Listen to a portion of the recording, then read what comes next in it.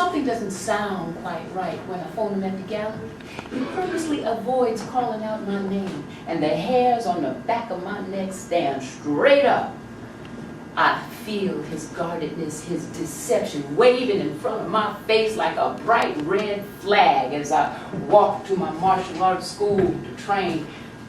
I wear my black JIFO with white frog buttons, mandarin collar, and white roll-back cuffs under my gray 50s overcoat and my black wool tam cocked to the side. I am a cross between Bruce Lee, whoa, Elizabeth Taylor, and Huey P. Newton. I usually carry my sword, but today I left it at home. After 15 years of martial arts, Woo Muay Kung Fu is my favorite. My mind rushes back to that last argument 2 weeks earlier when he looked me directly in my eyes, held my hand, and said, "Believe me, princess, that wasn't me." Trying his best to convince me it wasn't him I heard when I called his ex-girlfriend's house. Oh, he's a master manipulator, and I am even better at being naive. But the day of the call, he was acting funny, handing me excuses why he couldn't be with me that evening.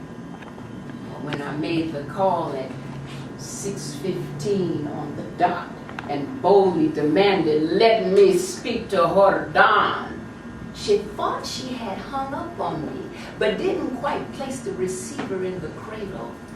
I almost hung up until I heard her front door buzzer ring. "It's me," I heard over the intercom. "Motherfucker!" There was no way I was hanging up now. She buzzed him in while I listened for the next 14 hours. "Hey, I have a little something special for you under the bed, lover." I am mortified and mesmerized at the same time. "Oh, what's under the bed?" "Oh, it's beautiful." "Woof, woof. Come here, Snooky, that's a good dog. You missed me?" Sounds like he's enjoying his evening, that fuck. In order to continue to hear clearly, I go into my tiny closet, close the door, lie down on a bed of shoes in the dark, and try to make myself as comfortable as I possibly can. You see, I'm in for the long haul. I silently weep and think about the last time I felt this much pain, this much dread. I am 15 years old with an impending ass whipping when Mom calls me on the phone telling me, "Ride your bike up to my house." I have to tell her I don't have my bike, that I loaned it to Carl. Who gave you permission to loan your bike to anyone? Nobody did. Mom called, just asked for it, and I thought it would be okay. Don't you know that's a schwinn? It costs $90. You just don't casually give away something special that belongs to you, because later on, you're going to have to pay for it one way or another. Now, I'll tell you what. You waltz your ass on up to Carl's house and you get your bike. You hear me? Loud and clear. I walked a long journey to Carl's house, up 2 hills, past my old elementary school, and back down another long hill. There's Carl on the sidewalk in front of his house. "Hey, Kawasaki! Hey, Critter! What's up? I know it's been a while, but I come to get my bike." Your bike was stolen yesterday." I'm sorry, Critter. They took it out of the garage. Took a couple other bikes, too." "Mom's gonna kill me." "You call and tell her what happened."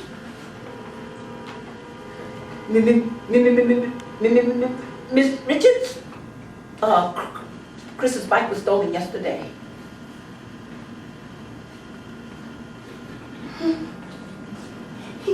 "Yes, Mom?"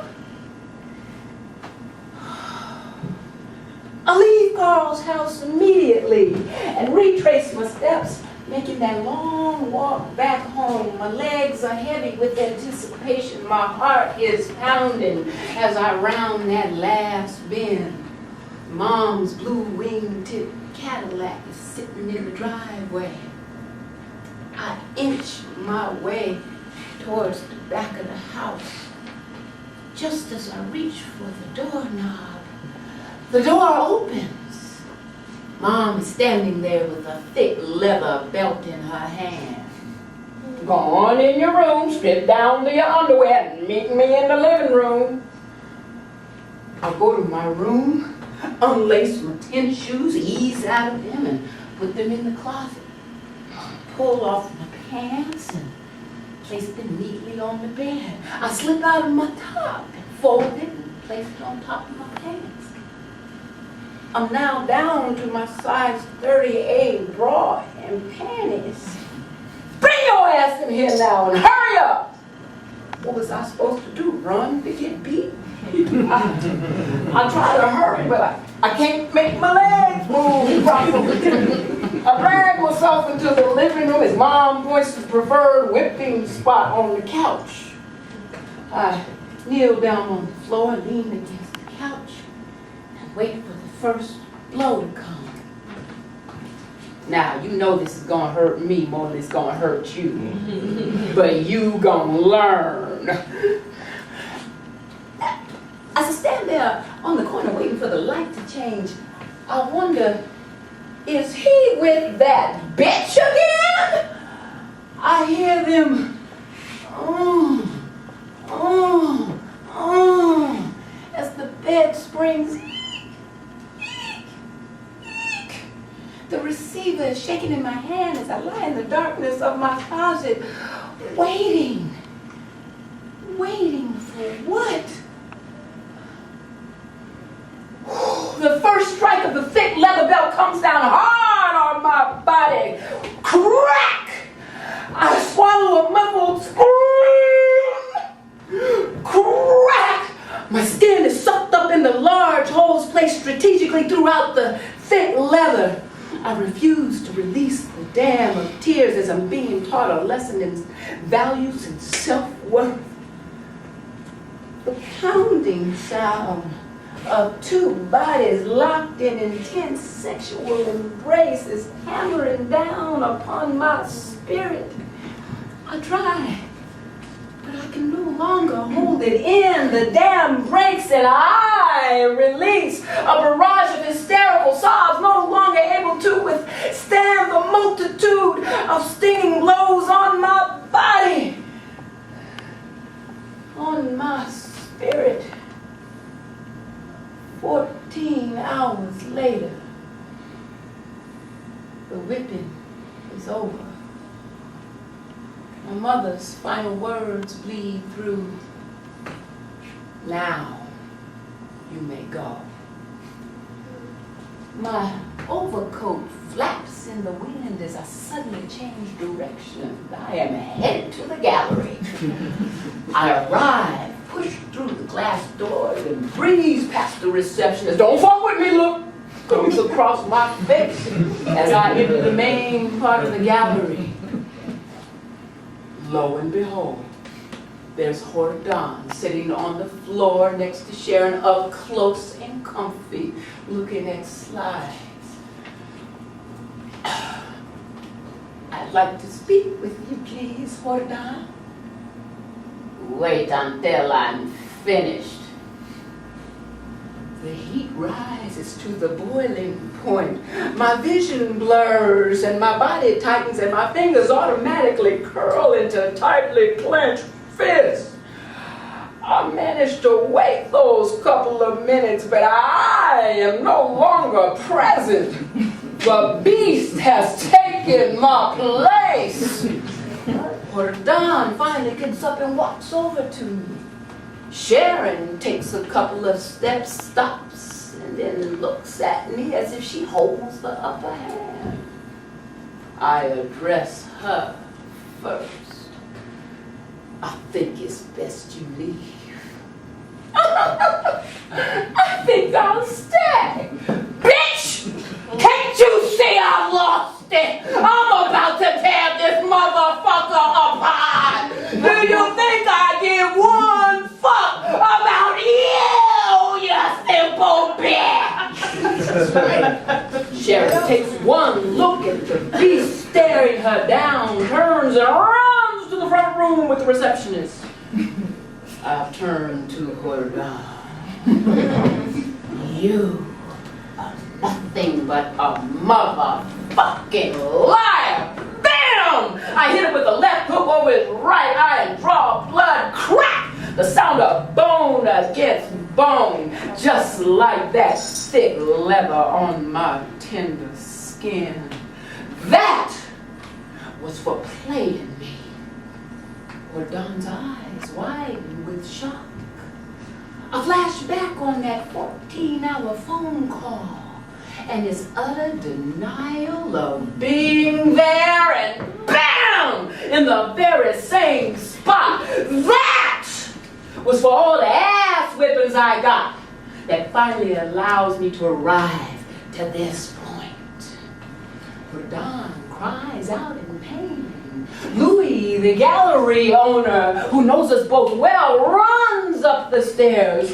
Please, Christa, darling, please, the art! The art! You have to take that outside. Then you tell this sick fuck to go outside then, Louis.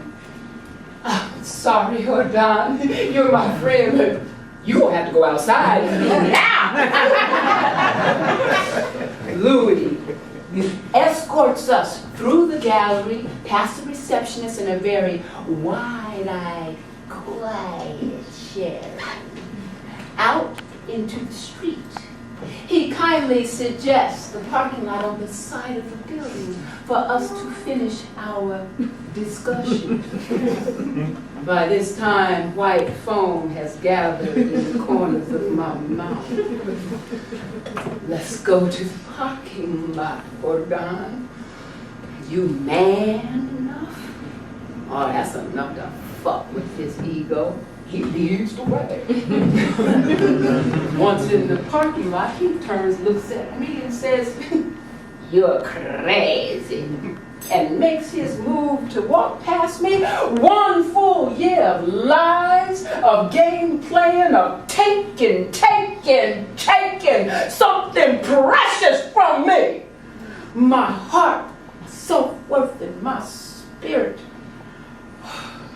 Took me a while to realize that Mom taught me well with that last ass whipping at 15. I had to do it one more time for her. I fake her right. He flinches and tries to block his face, but I come around his arms with a left-handed Wu-Mei roundhouse punch, and it hit him so hard it stumbled backwards. Blood flows freely down the side of his face. My knuckles are swollen, but I don't care. Now, you may go, motherfucker. Now, you may go. My mother's voice echoes.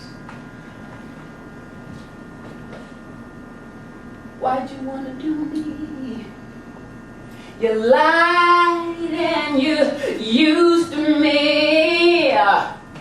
All I did was love you, but now I'm through.